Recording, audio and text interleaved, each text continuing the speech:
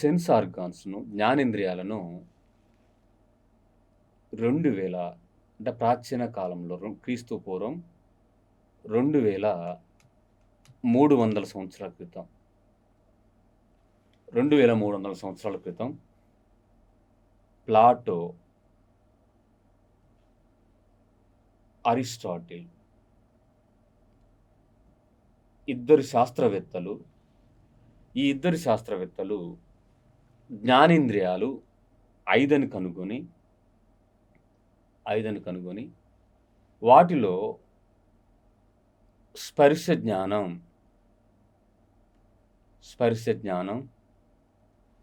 ముఖ్యమైనదని తెలపడం జరిగింది. అలా స్పర్శ జ్ఞానం ముఖ్యమైనదని తెలిపితే వీరిద్దరూ ఆ తర్వాత కాలంలో వచ్చిన అరిస్టాటిల్ శిశువైన ఆల్బర్ట్ మ్యాగ్నస్ అనే శాస్త్రవేత్త స్పర్శ జ్ఞానం అనేది అది నాడీ వ్యవస్థ సంబంధించింది అని చెప్పి అరిస్టాటిల్ చెప్పిన అభిప్రాయాన్ని తప్పుగా తెలపడం జరిగింది. ఆ తర్వాత కాలంలో జోహాన్స్ కెప్లర్ అనే శాస్త్రవేత్త అంతరిక్షంలో ప్రయోగాలు జరుపుతూ మోనాక్యులర్ ఉపయోగించి సుదూరంగా ఉన్న గ్రహాలు, నక్షత్రాల మీద ప్రయోగాలు జరుపుతున్నప్పుడు అక్కడ కన్ను అనే జ్ఞానేంద్రియం ఉపయోగించబడింది. సో ఇతను కన్ను ముఖ్యమైన జ్ఞానేంద్రియం తెలపడానికి ప్రయత్నం చేశాడు. ఆ తర్వాత కాలంలో జ్ఞానేంద్రియాలను ముఖ్యము, వాటిలో అతి ముఖ్యమైనది కన్ను అనేదిగా తెలపబడింది. ఈ జ్ఞానేంద్రియాల నుండి మెదడుకు కానీ వెన్నుపాముకు కానీ మిల్లీ సెకన్ల లోపే జ్ఞానేంద్రియాల నుండి సమాచారం మెదడుకు చేరుతూ ఉంటుంది. ఇలా మానవులో జ్ఞానేంద్రియాలు వాటి రకాలు చూస్తే 5 రకాల జ్ఞానేంద్రియాలు ఉంటాయి. కన్ను అనే జ్ఞానేంద్రియం, ముక్కు అనే జ్ఞానేంద్రియము, నాలుక, చెవి, చర్మం. 5 రకాల జ్ఞానేంద్రియాలు ఉంటున్నవి. ఈ 5 రకాల జ్ఞానేంద్రియాల్లో ముందుగా మనం కన్ను అనే జ్ఞానేంద్రియం గురించి తెలుసుకుందాం.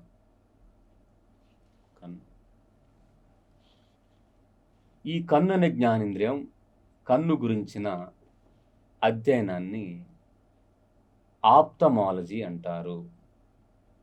కంటి గురించిన అధ్యయనము ఆప్థమాలజీ.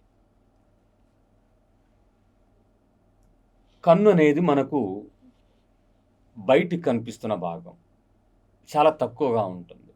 ఇంకా దాని వెనక అంటే కపాలంలో ఇంకెక్కువ కంటి భాగం ఆక్రమించి ఉంటుంది. సో మనకు బయటికి కనిపించే భాగం 1/6 మాత్రమే. మనకు బయటికి కనిపించే ఆ కంటి భాగం 1/6 మాత్రమే మనకు బయట కనపడుతూ ఉంటుంది. అంటే 6 వంతుల్లో 1 వంతు మాత్రమే బయటకు కనిపిస్తూ ఉంటుంది. 6 భాగాలు కనుకుంటే 1 వంతు మాత్రం, 1 భాగం మాత్రం బయటకు కనిపిస్తుంది. ఈ కంటిపై ప్రతిబింబం 6 సెకండ్ల సేపు మాత్రమే తర్వాత మాయమవుతుంది. అంటే కంటిపై ప్రతిబింబం ఏర్పడటానికి పట్టే సమయం 6 సెకండ్లు. ఈ కన్ను అనేది ఎంత అద్భుతమైన ప్రక్రియ నిర్వర్తిస్తుందంటే మారులెస్ ప్రాసెస్ను కలిగి ఉంటుంది. కంటి ముందు ఒక సెకండ్కు కదలనటువంటి 16 చిత్రాలను కదలనటువంటి, కదలిక లేని 16 చిత్రాలు సెకండ్ లోపు ప్రదర్శిస్తే అటువంటి కదలనటువంటి వాటిని కూడా కన్ను కదిలే చిత్రంగా స్వీకరిస్తుంది. అంటే ఎంత సమయానికి? 1 సెకండ్లోనే 16 చిత్రాలు ప్రదర్శించబడాలి. సినిమా థియేటర్లో ఆ స్క్రీన్ మీద చూస్తున్నప్పుడు కదలికలు ఉంటాయి, కానీ ఆ ఫిల్మ్లో కదలికలు ఉండవు. అలా ఆ ఫిల్మ్లో ఉన్న ఇమేజెస్ అనేది, ఆ ప్రతిబింబాలు సెకండ్ లోపే 16 అనేది ప్రొజెక్ట్ చేయబడుతూ ఉంటుంది. సో అప్పుడు మనకు దాంట్లో కదలికలని తెలుస్తూ ఉంటుంది. ఒక సెకనుకు 16 ప్రతిబింబాలు ప్రదర్శిస్తే వాటిని కదిలే వాటినిగా కన్ను స్వీకరిస్తూ ఉంటుంది. ఒక కంటిలో 6 రకాల కండరాలు ఉంటాయి. 6 రకాల కండరాలుండి అలా 2 కళ్ళల్లో ఒక్కో కంటిలో 6 కండరాల చొప్పున ఉండి, ఆ 2 కళ్ళను సమన్వయంగా ఎడమ కన్ను ఏ డైరెక్షన్‌లో అయితే కదులుతుందో, కుడి కన్ను కూడా అదే డైరెక్షన్‌లో కదులుతూ ఉంటుంది. కుడి కన్ను ఏ డైరెక్షన్‌లో కదులుతుందో, ఆ ఎడమ కన్ను కూడా సమన్వయంగా అదే డైరెక్షన్‌లో కదలటం జరుగుతూ ఉంటుంది. అయితే మనము కంటికి చూడవలసిన వస్తువు లేదా చదవవలసిన అక్షరాల మధ్య, పుస్తకానికి మధ్య కనీసం దూరం చూసినట్లయితే 30 సెంటీమీటర్ల దూరం ఉండాలి. కంటికి, పుస్తకానికి మధ్య ఉండవలసిన కనీస దూరం. ఈ కంటికి టీవీకి మధ్య ఉండవలసిన దూరం 2.5 మీటర్లు. కన్ను అనే జ్ఞానేంద్రియం గురించి చెప్పుకుంటున్నాం. 5 రకాల జ్ఞానేంద్రియాల్లో కన్ను అనే జ్ఞానేంద్రియం, కంటి గురించిన అధ్యయనము ఆప్థమాలజీ. బయటికి కనబడే కంటి భాగము 1/6 పోర్షన్. కంటిపై ప్రతిబింబం పట్టే సమయము 6 సెకండ్స్. కంటి ముందు సెకండ్‌లోనే 16 చిత్రాలను కదలనటువంటి వాటిని ప్రదర్శిస్తే వాటిని కదిలే చిత్రాలుగా స్వీకరిస్తుంది. ఒక కంటిలో 6 రకాల కండరాల నుండి వాటిని సమన్వయంగా కదుల్చుకు ఉపయోగపడుతుంది. కంటికి, పుస్తకానికి కనీస దూరము 30 సెంటీమీటర్లు ఉండాలి. అయితే కంటికి, టీవీకి ఉండవలసిన దూరం 2.5 మీటర్లు ఉంటుంది. మరి ఈ కంటిని రక్షించేవి చూస్తే కనుబొమ్మలు, ఐబ్రోస్, కన్ను బొమ్మలు, ఐబ్రోస్ రక్షణ కల్పిస్తాయి. ఇంకా కంటిని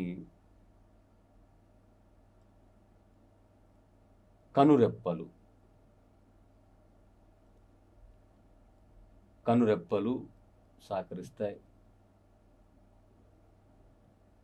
కంటి పక్ష్మాలు, వాటిలో గ్రంథులు కూడా సహకరిస్తాయి. అవి లాక్రిమల్ గ్రంథులు. వీటిలోనే క్వశ్చన్ అడిగితే దీని మీద కంటిని రక్షించే నిర్మాణాల అంశాలేంటి? 1 లాక్రిమల్ గ్రంథులు, 2 కనుబొమ్మలు, 3 కనురెప్పలు, 4 కంటి పక్ష్మాలు. మళ్ళీ తిరిగి ఆప్షన్ కొత్తగా తయారు చేస్తే కేవలం ఏ ఆప్షన్ మాత్రమే, తర్వాత బి ఆప్షన్ మాత్రమే, లేదా ఏబీసీ మాత్రమే, లేదా ఏసీ మాత్రమే, లేదా పైవన్నీ అలా అడిగినప్పుడు అనిపిస్తుంది కంటిని కాపాడేవి లాక్రిమల్ గ్రంథులు లేదా కనురెప్పలు అనిపిస్తూ ఉంటుంది. కానీ మనకు అక్కడ కాంపిటీటివ్ పరంగా మనం అకాడమిక్ బుక్‌లో చదువుతున్నప్పుడు ఆడ ఏదైతే ఇచ్చున్నారో అది నేర్చుకోవాల్సిన అవసరం ఉంటుంది. సో, కనుబొమ్మలు రక్షిస్తాయి, కనురెప్పలు, కంటి పక్ష్మాలు, లాక్రిమల్ గ్రంథులు ఇవన్నీ ఉన్న ఆప్షన్ కరెక్ట్ అవుతూ ఉంటుంది. కనుబొమ్మలు ఐబ్రోస్, కనురెప్పలు ఐలిడ్స్, కంటి పక్ష్మాలు ఐ ల్యాషెస్, లాక్రిమల్ గ్లాండ్స్. ఇలా మానవుడు కానీ, జంతువులు కానీ టోటల్‌గా దృష్టి స్వభావాన్ని చూసినట్లయితే 2 రకాల విజన్ కలిగి ఉంటాడు. 1 బైనాక్యులర్ విజన్.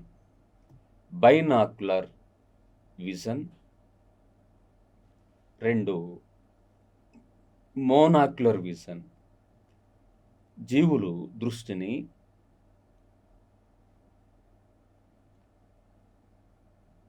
2 రకాల స్వభావాన్ని కలిగి ఉంటాయి. 2 రకాల దృష్టి స్వభావాన్ని కలిగి ఉంటాయి. Binocular vision, monocular vision. Binocular vision అంటే ఏంటి? 2 కళ్ళతో ఒకే సమయంలో ఒకే వస్తువును చూసినట్లయితే ఆ దృష్టి విధానాన్ని బైనాక్యులర్ విజన్ అంటాం. ఇప్పుడు మనది బైనాక్యులర్ విజన్. ఎగ్జాంపుల్ చూద్దాం. మనకు ఇక్కడ ఒక పెన్ ఉంది కంటి ముందు, ఒక ఫింగర్ ఉంది. ఇలా 2 ప్రతిబింబాలు ఉన్నాయి. ఈ 2 ప్రతిబింబాలు విడివిడిగా 2 కళ్ళలో ఏర్పడతాయా? ఈ 2 ప్రతిబింబాలు ఒక్కొక్క కంటిలో 2 చొప్పున ఏర్పడతాయా? లేకపోతే దీంట్లో ఉన్న ఒక్కొక్క ప్రతిబింబమే 2 కళ్ళలో ఏర్పడుతుందా? అనే క్వశ్చన్ మనకు రైజ్ అవుతుంది. కానీ 2 కనపడుతున్నాయి కదా! 2 ఏర్పడుతుంది అనిపిస్తుంది. కానీ ఒక సమయంలో ఒక వస్తువును మాత్రమే చూడగలం. ఆ ఒక వస్తువు కూడా 2 కళ్ళతో చూడగలం కాబట్టి ఆ 2 కళ్ళలో ఒక వస్తువుపై ఒక ప్రతిబింబం ఏర్పడుతుంది. సో, 2 కళ్ళలో ఒకే సమయంలో ఒకే వస్తువు ప్రతిబింబం ఏర్పడితే, అంటే ఒకే వస్తువుని చూస్తున్నామంటే ఒకే వస్తువు 2 కళ్ళలో ప్రతిబింబంగా ఏర్పడుతుంది. దాన్నే బైనాక్యులర్ విజన్ అంటాం. ఇది మానవుల్లోకి ఉంటుంది, గుడ్లగూబకు ఉంటుంది. మరి మోనాక్యులర్ విజన్ ఏంటి? 2 సమయంలో 2 ప్రతిబింబాలు. ఒక కన్ను ఫింగర్‌ని చూస్తుంది, మరొక కన్ను పెన్‌ని చూస్తుంది. ఇలా 2 కళ్ళతో ఒకే సమయంలో 2 లేదా వేర్వేరు ప్రతిబింబాలు చూడగలిగితే దాన్ని మోనాక్యులర్ విజన్ అంటారు. ఇది పక్షులలో ఉంటుంది, జంతువుల్లో ఉంటుంది. నెక్స్టు ఈ కంటికి సంబంధించిన నిర్మాణం చూస్తే, కంటికి సంబంధించిన నిర్మాణంలో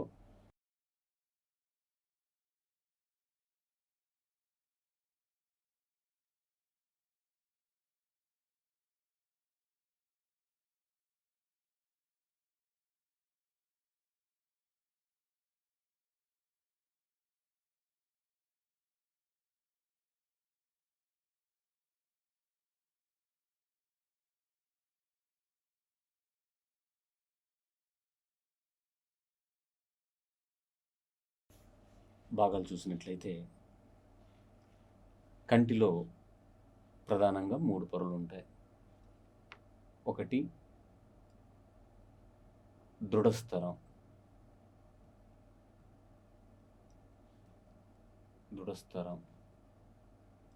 స్క్లీరా. సెకండ్ వన్ రక్తపటలము, కోరాయిడ్. థర్డ్ వన్ నేత్రపటలము, రెటినా. కంటిలో ఎన్ని పొరలు ఉన్నాయి అనే క్వశ్చన్ చూసిన దృఢస్థరం, రక్తపటలం, నేత్రపటలం అనే 3 పొరలు ఉన్నాయి. దాంట్లోనే మళ్ళీ వరుస క్రమం చూడండి. దృఢస్థరం, రక్తపటలం, నేత్రపటలం, అలా వరుస క్రమం. ఇదే 3 పొరలను మనం ఇక్కడ ఇమేజ్లో ఇండికేట్ చేద్దాం.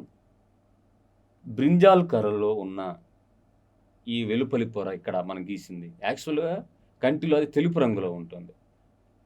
ఇక్కడ పొరలు వేరువేరుగా ఉన్నాయని చెప్పడం కోసం ఇక్కడ రకరకాల కలర్స్ యూజ్ చేయడం జరిగింది. వీటిలో వెలుపలి పొర దృఢస్థరం. ఈ దృఢస్థరం ముందుకు విస్తరించి ఇక్కడ చూడండి, ఉబ్బిన భాగం యెల్లో కలర్‌లో కనపడుతుంది. ముందుకు విస్తరించి ఈ యెల్లో కలర్‌లో ఉన్న ఇక్కడ ఉన్న ఈ పొరను ఏర్పరుస్తుంది, ఈ నిర్మాణాన్ని ఏర్పరుస్తుంది. దీనిని కార్నియా అనే పేరుతో పిలుస్తారు. కార్నియా లేదా దీన్ని శుక్లపటలం అని కూడా పిలువబడుతుంది. శుక్లపటలం. ఇక్కడ దీని మీద క్వశ్చన్ చూస్తే కార్నియాను ఏర్పరిచిన పొర ఏమిటి? కార్నియా నిర్మాణాన్ని ఏర్పరిచిన పొర ఏమిటి? ఫస్ట్ ఆప్షన్ రక్తపటలము, 2వ ఆప్షన్ రెటినా, 3వ ఆప్షన్ నేత్రపటలము, 4వ ఆప్షన్ దృఢస్థరం. ఆప్షన్ ఏదవుతుంది? ఏది కరెక్ట్ అవుతుంది? దృఢస్థరం.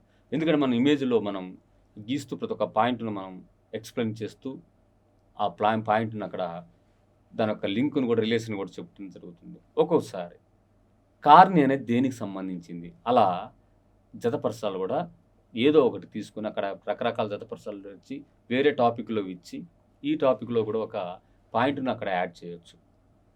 రక్తపటలం, దృఢస్థరం, నేత్రపటలం, రెటినా. ఏది కరెక్ట్ అవుతుంది? దృఢస్థరం. దాని మీద బ్లూ కలర్లో ఉన్న ఒక పొర ఉంటుంది, పారదర్శకమైన పొర.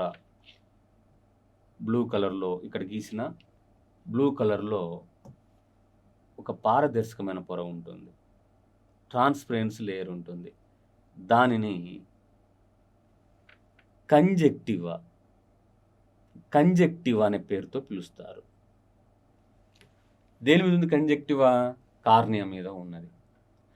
ఈ కార్నియాది ఏది ఏర్పరిచింది? కార్నియాను దృఢస్థరం ఏర్పరిచింది.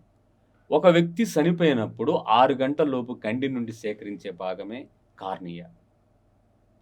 ఐ డొనేట్ చేసే వ్యక్తులలో కంటి నుండి సేకరించే భాగము కార్నియా లేదా శుక్లపటలం. ఆ కార్నియం మీద పారదర్శకమైన ట్రాన్స్‌పరెన్స్ లేయర్ ఉంటుంది. దాన్ని కంజక్టివా లేదా కంటి పొర అని పిలుస్తారు. మరి ఈ కంజక్టివా లేదా కంటి పొరను ఏర్పరిచిన నిర్మాణం ఏమిటి? కంటి పొరను ఏర్పరిచేది ఉపకళా కణజాలము. ఉపకళా కణజాలము. ఇక్కడ కొంచెం చూస్తే కంటి పొరను ఎపిథీలియల్ టిష్యూ ఏర్పరుస్తుంది. కంటి పొరను లేదా కంజక్టివాను. ఆడ కొంచెం చూస్తే ఫస్ట్ ఆప్షన్ దృఢస్థరము, second option cornea, third option ఉపకళా కణజాలము, ఫోర్త్ ఆప్షన్ రెటీనా.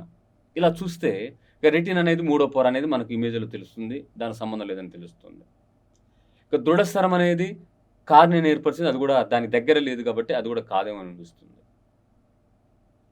తర్వాత మనకు థర్డ్‌లో ఉపకళ కానీ ఇది ఎక్కడ వినలేదు అసలు ఇక్కడ దీంతో సంబంధం ఏమున్నది అనిపిస్తుంది. ఫోర్త్ ఆప్షన్‌లో దానికి అతుక్కొని కార్నియాకి అంటుకొని ఉంది కాబట్టి కంజక్టివా, కార్నియా ఏమైనా మేబీ ఇది ఏర్పరచుండొచ్చేమో అని ఒక డౌట్ రేజ్ అయ్యి అదే ఆన్సర్ అనిపిస్తూ ఉంటుంది. సో, కార్నియా మీద కంజక్టివ్ ఉన్నంత మాత్రాన ఆ కార్నియా కంజక్టివాని ఏర్పరచదు. కంజక్టివాని ఏర్పరిచేదే ఉపకళా కణజాలం. ఉపకళా కణజాలం. ఇది పారదర్శకమైంది. లోపలి పొర లోపలికి కాంతిని ప్రసరింపజేయడానికి ఉపయోగపడుతూ ఉంటుంది. ఇది దృఢస్థరం. ఈ దృఢస్థరం అనేది వెలుపలి పొర తెలుపు రంగులో ఉండి లోపలి భాగాలను దృఢంగా ఉంటుంది. లోపలి భాగాలను రక్షణ కల్పిస్తూ ఉంటుంది. అదే దృఢస్థరం ముందుకు విస్తరించి ఒక ఉబ్బెత్తుగా ఉన్న కార్నియాని ఏర్పరుస్తుంది. ఆ కార్నియా అనేది అది దృష్టికి సంబంధించిన నిర్మాణం కాబట్టి చనిపోయిన వ్యక్తి కంటి నుండి 6 గంటల లోపు సేకరించబడుతుంది కార్నియా. ఎవరికైనా ఐ డొనేషన్ చేసే వ్యక్తి యొక్క కంటి నుండి కార్నియాను వేరు చేయడం జరుగుతూ ఉంటుంది. అటువంటి కార్నియా మీద మరొక పారదర్శకమైన లేయర్ ఉంటుంది. దానిని కంజక్టివా లేదా కంటి పొర అని పిలవటం జరుగుతూ ఉంటుంది. నెక్స్ట్ వన్ రెండో పొర రక్తపటలం. ఇది రక్తపటలం. మనము ఇమేజ్‌లు ఇచ్చింది మాత్రం రెడ్ కలర్‌లో ఇచ్చినాం. కానీ యాక్చువల్‌గా రక్తపటలం అనేది నలుపు రంగులో ఉంటుంది. ఇట్లా చిన్న చిన్న అంశాల్లోనే మనం లాస్ అవుతూ ఉంటాం. రక్తపటలం అనగానే మనకు దాంట్లో రక్త ప్రసరణ జరుగుతుంది కాబట్టి అది ఎరుపు రంగులో ఉండొచ్చేమో అని ఇమాజినేషన్ వచ్చేస్తూ ఉంటుంది. బట్ అది ప్రాక్టికల్‌గా ఎవరు ఆలోచించినా కరెక్ట్ అనిపిస్తూ ఉంటుంది. అంటే మనం సొంత నిర్ణయాలకు కాకుండా అకార్డింగ్ టు టెక్స్ట్ బుక్‌లో ఉన్న ఇన్ఫర్మేషన్ ఫాలో అవ్వాలి. నలుపు రంగులో ఉంటుంది. రక్తపటలం నలుపు రంగులో ఉంటుంది. దాంట్లో రక్త ప్రసరణ జరుగుతూ ఉంటుంది. ఈ రక్తపటలం ముందుకు స్ప్రెడ్ అయ్యి ముందుకు విస్తరించి 2 రకాల నిర్మాణాలను ఏర్పరుస్తుంది. ఒకటి శైలికామయ కండరాలు 2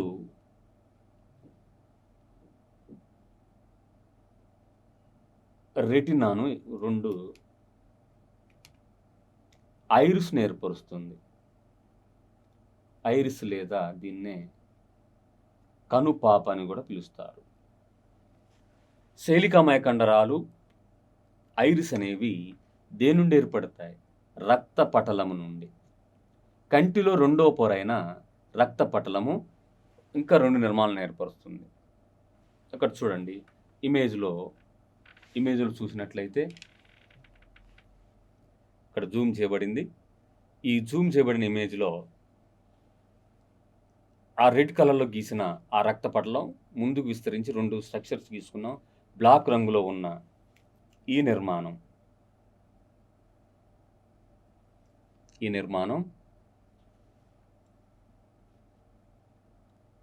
ఇది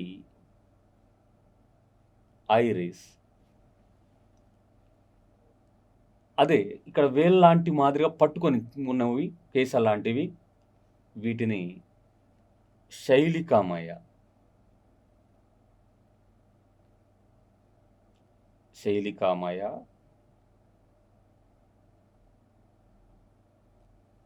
కండరాలు అంటారు. శైలికమయ కండరాలు. అంటే శైలికమయ కండరాలను మరియు శైలికమయ కండరాలను ఐరిస్‌ను ఏర్పరిచిన నిర్మాణము రక్తపటలం. ఈ శైలికమయ కండరాల యొక్క విధేంటంటే, అక్కడ మనకు ఇమేజ్‌లో కనిపిస్తున్నట్టుగా ఇది కటకం. కటకాన్ని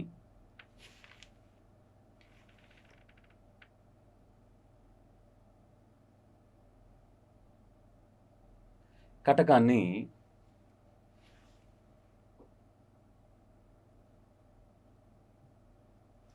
కటకాన్ని నిర్ణీత స్థానంలో ఉంచుటకు ఉపయోగపడుతుంది.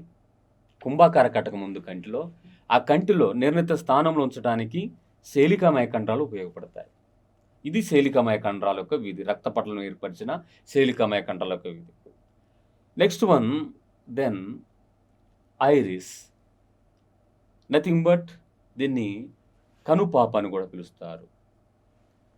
ఈ కనుపాప ఇది డైరెక్ట్‌గా మనం ఫ్రంట్ నుండి చూసినట్లయితే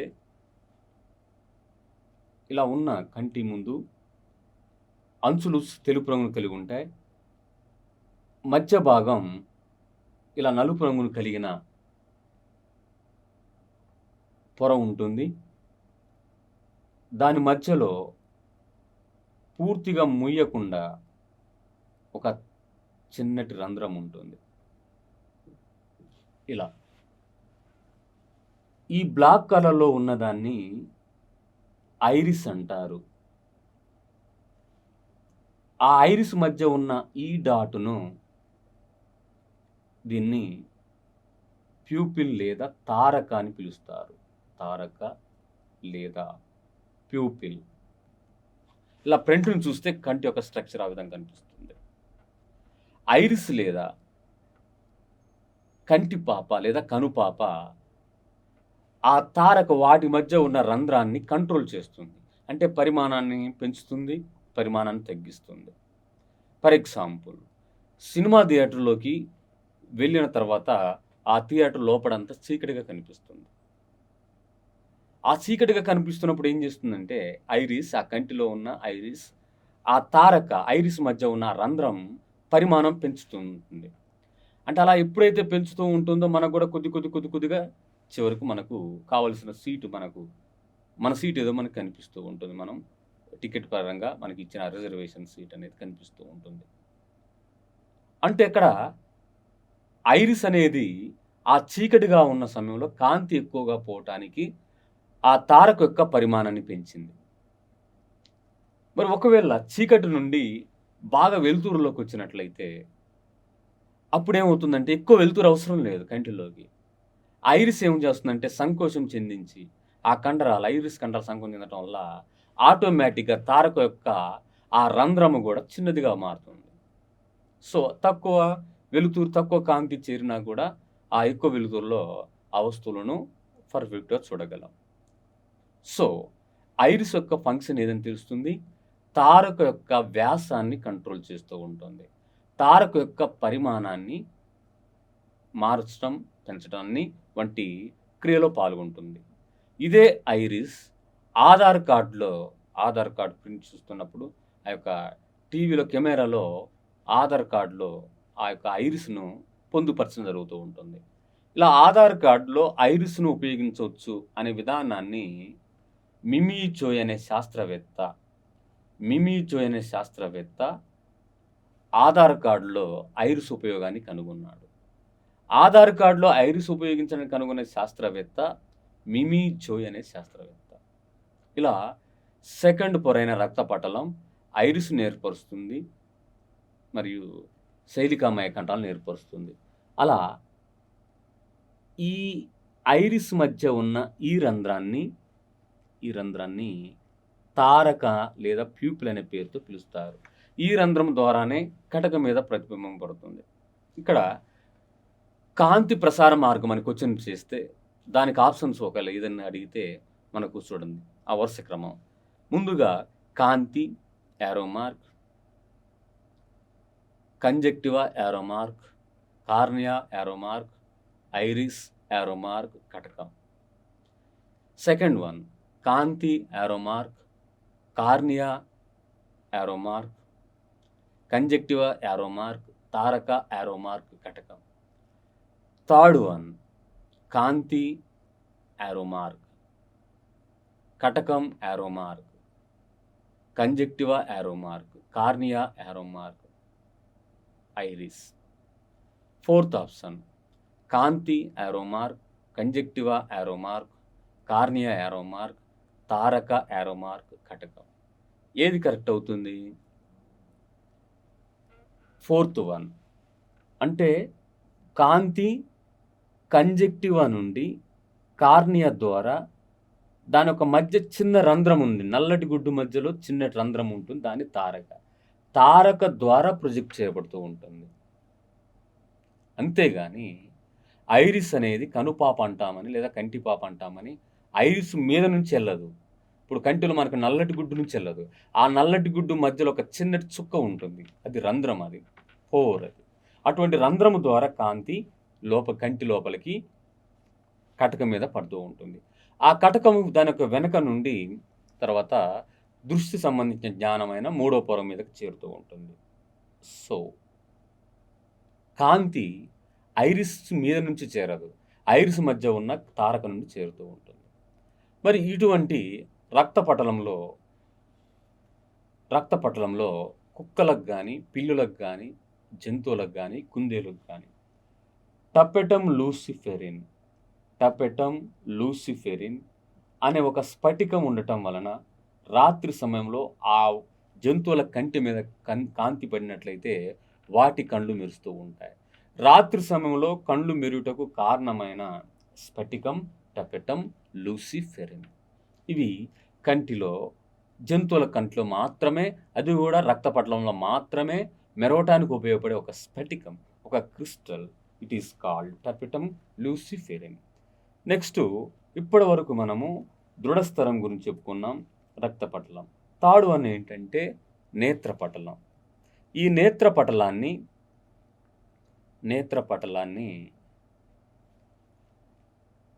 రెటినా అనే పేరుతో కూడా పిలవచ్చు.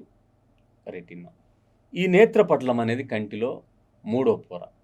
చూడండి, మెయిన్ డయాగ్రామ్లో, ఇచ్చిన డయాగ్రామ్లో గ్రీన్ కలర్లో గీసినది అది రెటినా లేదా నేత్రపటలం.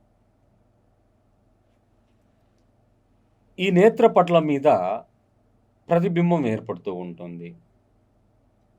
ఇమేజ్ అనేది కంటిలో ఏ పొర మీద ఏర్పడుతుంది? నేత్రపటలం. అంటే సింపుల్గా ప్రతిబింబంతో సంబంధం ఉన్నది. 1 దృఢస్థరం, 2 రక్తపటలం, 3 రెటినా, 4 కార్నియా. ఏదవుతుంది? Which is the correct answer? Retina. Next, ఈ నేత్రపటలంపై ప్రతిబింబం ఏర్పడేటప్పుడు అది కూడా తలక్రిందులుగా ఏర్పడుతుంది. ఫర్ ఎగ్జాంపుల్, మనకు బయట నుంచి చూస్తే ఈ పొజిషన్లో ఉంటుంది, ఈ పొజిషన్లో చూస్తున్నాం. కానీ నేత్రపటలంపై చూసేసరికి ఈ పొజిషన్లో ఏర్పడుతుంది. అది కూడా కుడిది ఎడమవైపుగాను, ఎడమది కుడివైపుగాను ఆ ప్రతిబింబం తలక్రిందులుగా ఏర్పడుతుంది. ఈ నేత్రపటలంలో 2 రకాల కణాలు ఉంటాయి. అవి రాడ్ కణాలు లేదా వీటినే దండ కణాలని కూడా పిలుస్తారు. దండ కణాలు. మరొకటి శంకు కణాలు లేదా కోన్ కణాలు. దీని మీదనే క్వశ్చన్ చూస్తే, రాడ్ కణాలు, కోను కణాలతో సంబంధం ఉన్న కంటి పొర ఏమిటి? నేత్రపటలం లేదా రెటినా. రెటినా లేదా నేత్రపటలంలో ఏ రకమైన కణాలు ఉంటాయి? రాడ్ కణాలు, శంకు కణాలు. ఇప్పటిదాకా మనం చెప్పుకున్న ఈ కన్ను అనే జ్ఞానేంద్రియంలో కంటిలో 3 పొరలు, కంటిలో 2 రకాల కణాలు. ఆ కంటిలో 2 రకాల కణాలలో రాడ్ కణాలు, కోను కణాలు, ఇది కూడా నేత్రపటలం కలిగి ఉంటుంది. Retina obtains 2 type cells such as rod cells and cone cells. ఈ రాడ్ కణాలు, కోను కణాలు చూసినట్లయితే ఈ రాడ్ కణాలు అనేవి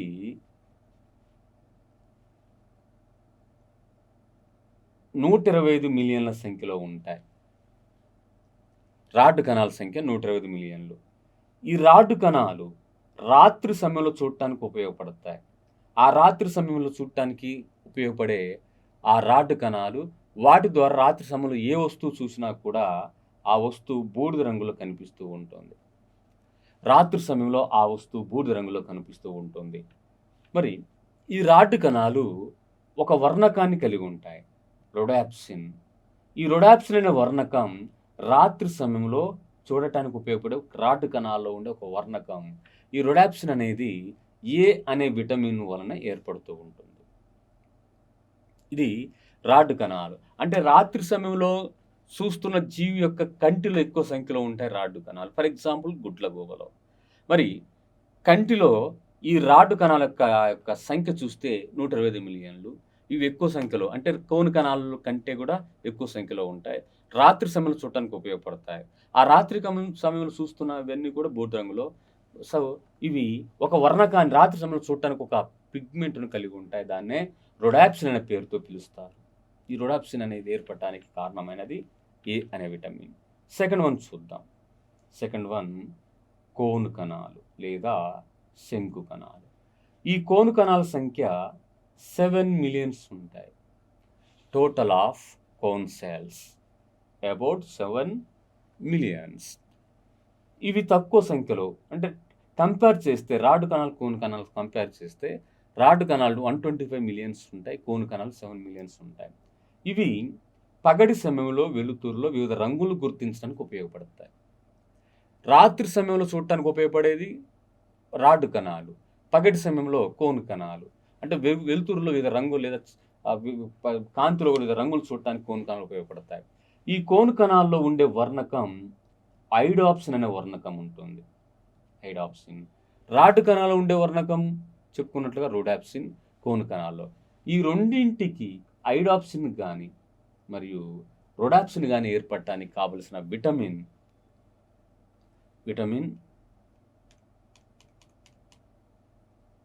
ఏ విటమిన్.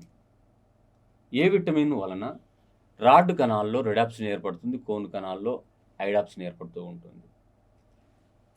ఈ కోన్ కణాలు వాటి యొక్క గుంపు కోన్ కణాలు గుంపును మ్యాక్యులా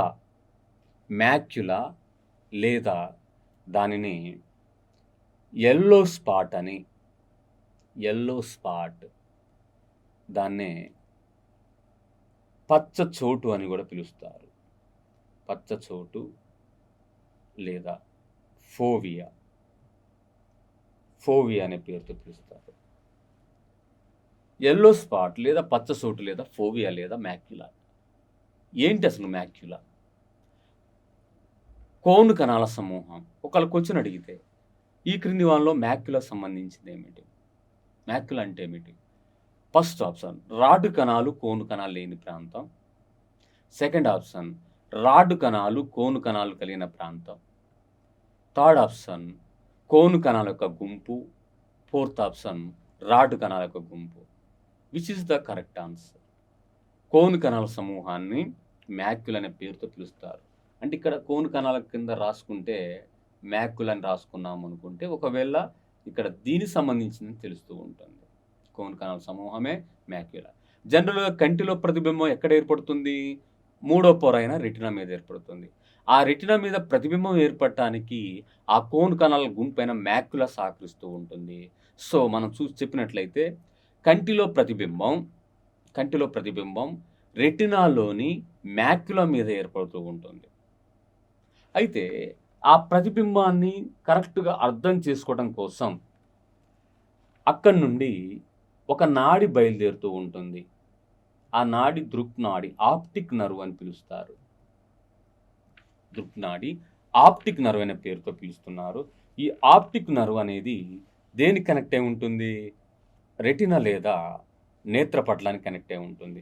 అలా రెటినా లేదా నేత్రపటలం ఈ దృక్నాడి కలిసే ప్రాంతంలో అక్కడ ఆ ప్రాంతంలో ఎటువంటి రాడ్ కణాలుండవు, కోన్ కణాలుండవు. అలా రాడ్ కణాలు, కోన్ కణాలు లేకుండా ఉండే ఆ చోటును అందచుక్క అని పిలుస్తారు.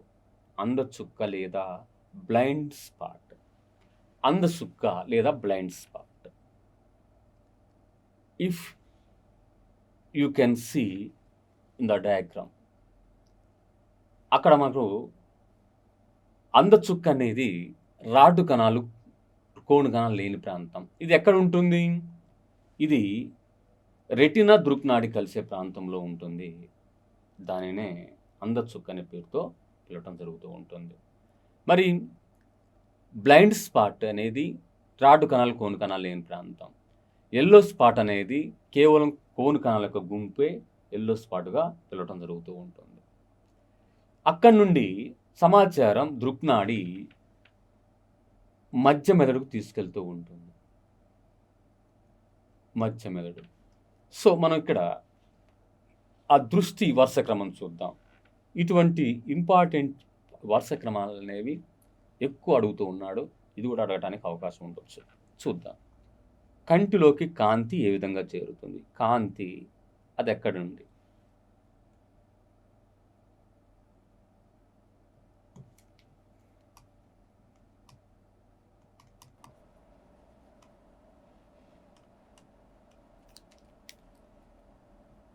కాంతి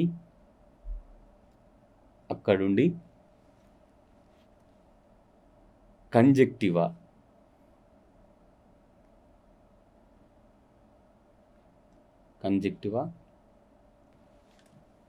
అక్కడి నుండి కార్నియా, కార్నియా నుండి తారక లేదా ప్యూపిల్, తారక నుండి కాంతి కటకంపై చేరుతుంది. కటకం అనేది రెటినా మీద ప్రొజెక్ట్ చేస్తూ ఉంటుంది. రెటినా, ఆ రెటినాలో కూడా ఏంటి? ఫోవియా లేదా మ్యాక్యులా. అది అక్కడి నుండి దృక్నాడి. ఈ దృక్నాడి అనేది కాంతిని అర్థం చేసుకోవడం కోసం మధ్య మెదడుకు తీసుకెళ్తుంది. ఇలా కాంతి రవాణా మార్గాన్ని వరుస క్రమంలో గుర్తించము. వరుస క్రమం చూడండి. ఆ కాంతి కంజక్టివ్ మీద పడితే అది పారదర్శకమైనది కాబట్టి కార్నియాకు చేరుతుంది. కార్నియా కూడా పారదర్శకమైనది. అలా పారదర్శకమైన పొర నుండి కాంతి ఆ ఒక రంధ్రమైన తారక ద్వారా చేరుతూ ఉంటుంది. ఆ తారక అనేది కటకం మీద ప్రతిబింబాన్ని పడే విధంగా సహకరిస్తుంది. ఆ కటకం అనేది రెటినా మీద ప్రొజెక్ట్ చేస్తుంది కాంతిని. ఆ రెటినా ఫోవియా కణాల మీద ప్రతిబింబం ఏర్పడుతుంది. అక్కడ నుండి ఆ రెటినా మీద ఏర్పడే కాంతిని దృక్నాడి మధ్య మెదడులోకి తీసుకుపోవడం వల్ల అప్పుడు కరెక్ట్ పొజిషన్లో మనకు ఆ కాంతి అనేది లేదా వస్తువు అనేది మనకు అర్థమవుతూ ఉంటుంది. ఇలా అయితే కంటిలో 2 రకాల గదులు ఉంటాయి. కంటిలో 2 రకాల గదులు. If you can see this picture, కటకం ముందు ఉన్న ఈ స్మాల్ ఛాంబర్ను నేత్రోదక కక్ష అంటారు. నేత్రోదక కక్ష, యాక్యువేట్ ఛాంబర్. కటకం వెనుక ఉన్న ఈ పెద్ద గదిని కాచవత్ కక్ష అని పిలుస్తారు. కాచవత్ కక్ష అంటే కంటిలో 3 పొరలు ఉన్నాయి. కంటిలో 2 రకాల కణాలు ఏర్పడతాయి. కంటిలో 2 రకాల గదులు ఉంటాయి. ఆ 2 రకాల గదులు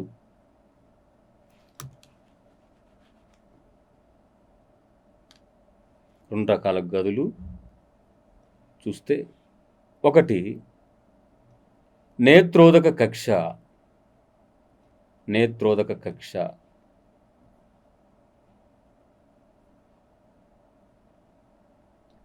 యాక్వియస్ ఛాంబర్. కాచవత్ కక్ష.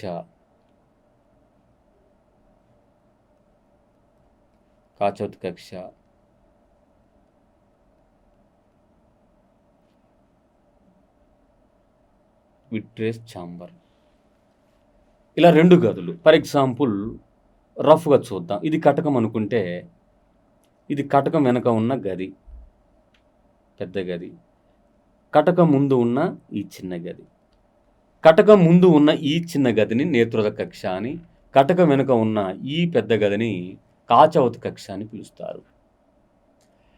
ఈ నేత్రోద కక్షలో నీరు వంటి ద్రవం ఉంటుంది.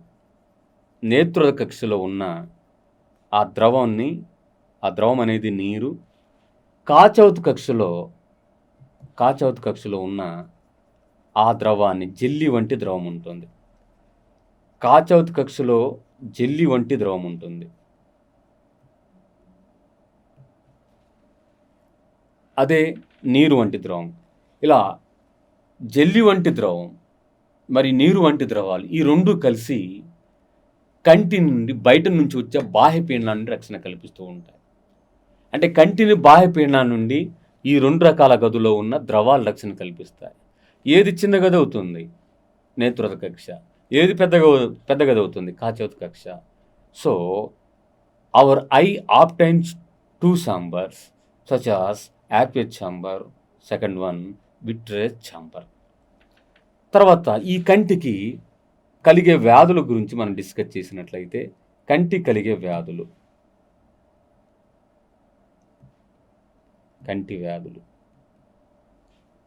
ఈ కంటి వ్యాధుల్లో రేచీకటి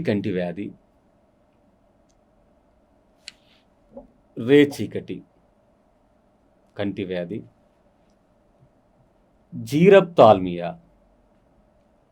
జీరప్థాల్మియా ఇది కంటికి సంబంధించిన డ్రై ఐస్. చత్వారము కంటికి సంబంధించిన వ్యాధి. మరొకటి కెరటోమలేసియా కంటికి సంబంధించిన వ్యాధి. ఈ కంటికి సంబంధించిన వ్యాధితో పాటు కొన్ని దృష్టి సమస్యలు ఉంటాయి. వాటిలో ఒకటి మయోఫియా. దీన్నే హ్రస్వ దృష్టి అనే పేరుతో పిలుస్తారు. మయోఫియా లేదా అశ్వదృష్టి అంటే ఏంటి? కటకం అనేది రెటినాపై ప్రతిబింబాన్ని దగ్గరగా ఏర్పరిచినప్పుడు దగ్గర వస్తువులు మాత్రమే కనిపించి దూర వస్తువులు కనిపించని కంటి వ్యాధి. దగ్గర వస్తువులు మాత్రమే కనిపించి దూర వస్తువులు కనిపించని కంటి వ్యాధిని మయోఫియా లేదా అశ్వదృష్టి అంటారు. వీరికి అమర్చే కటకము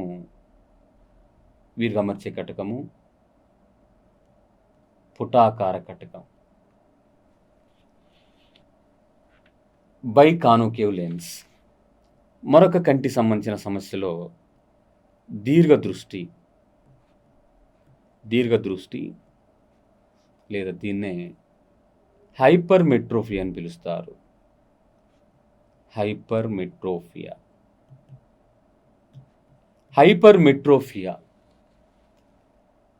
ఇది ఎప్పుడైతే కటకం ప్రతిబింబం రెటినాపై దూరంగా ప్రతిబింబం ఏర్పరిస్తే దూర వస్తువులు మాత్రమే కనిపించి దగ్గర వస్తువులు కనిపించవు.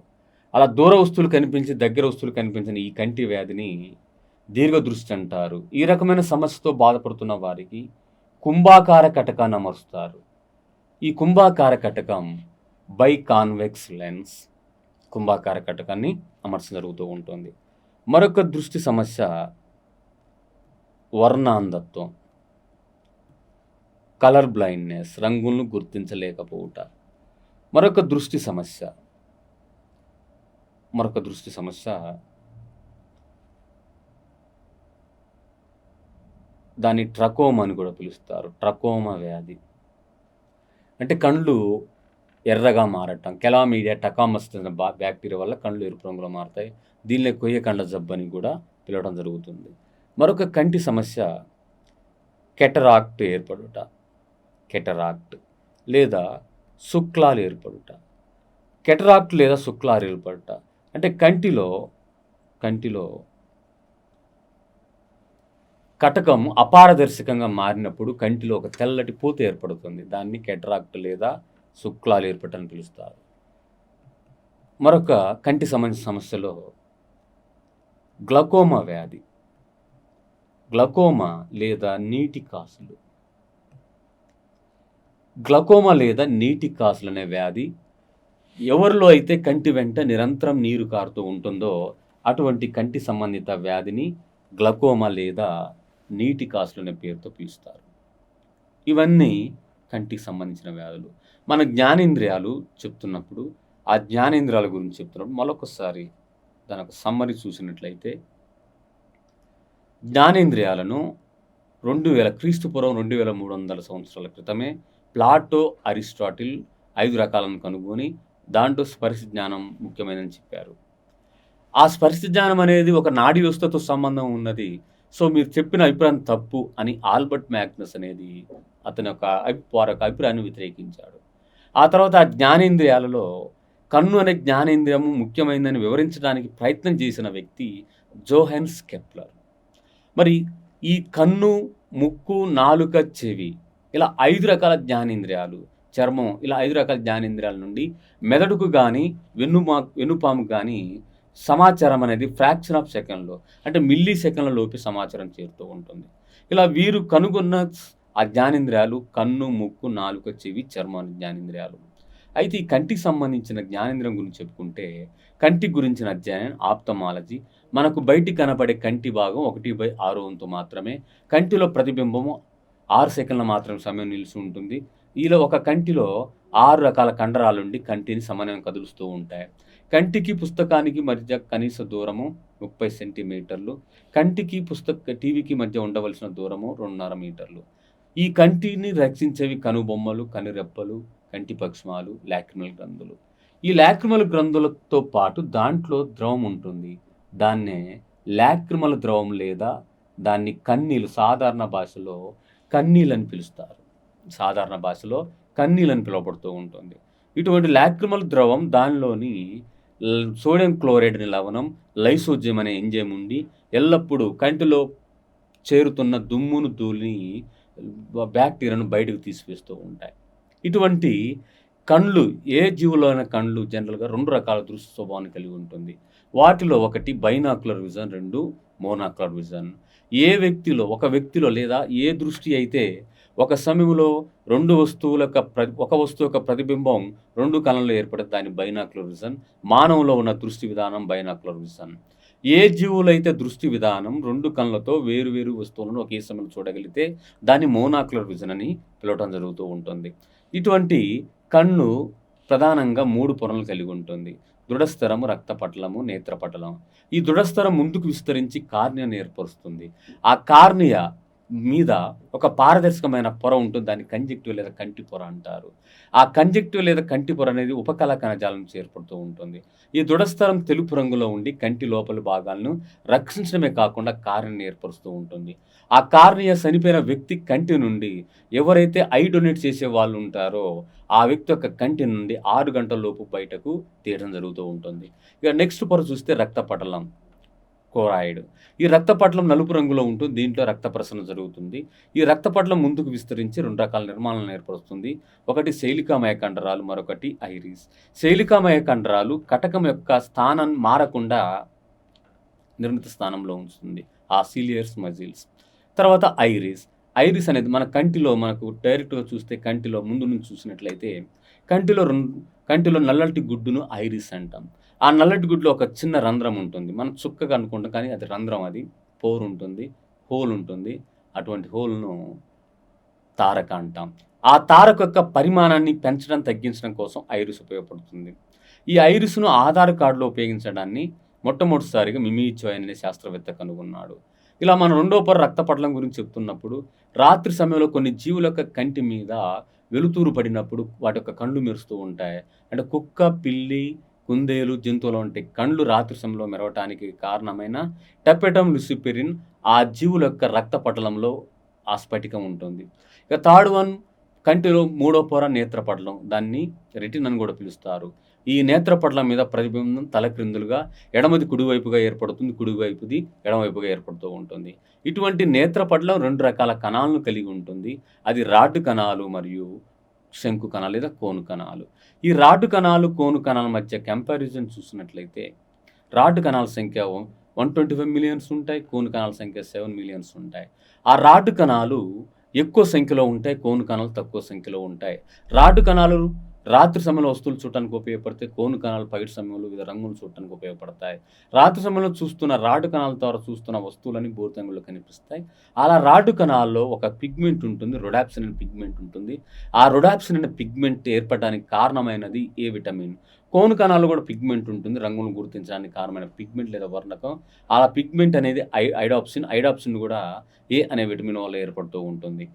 అయితే ఈ మాక్యులా అనేది కోన్ కణాలు గుంపులుగా ఉండటం వలన ఏర్పడిన సమూహాన్ని మాక్యులా లేదా యెల్లో స్పాట్ లేదా పచ్చసోటు లేదా ఫోవియా అనే పేరుతో పిలుస్తారు.